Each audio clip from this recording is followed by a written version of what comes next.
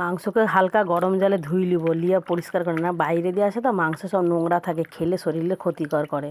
দেখো লাল করে আলু ভাজি লিছি, এবার তুলি লুবা।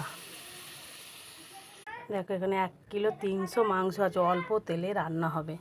এখানে প্রথমে শুকলা লঙ্কা দিইটি, তারপর দিইটি এখানে তেজপাতা, তারপর লবঙ্গ এলাচ কাঠ দিইটি, তারপর দেবো পেঁয়াজ।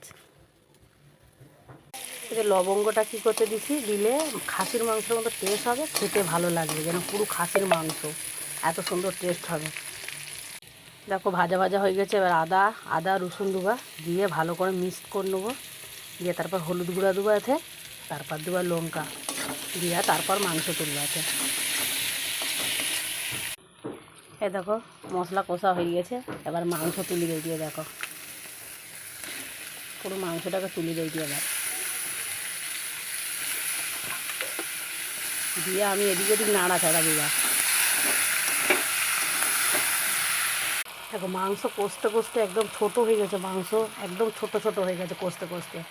তা 20 মিনিট কষা হয়েছে। এবার দেখো এদিকে গরম জল বসিয়েছি, গরম জল ঢালবো।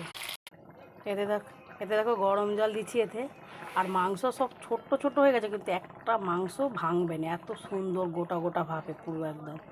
এই তরকারি ফুটছে, এতে গরম মশলা দিয়ে দিই এতে।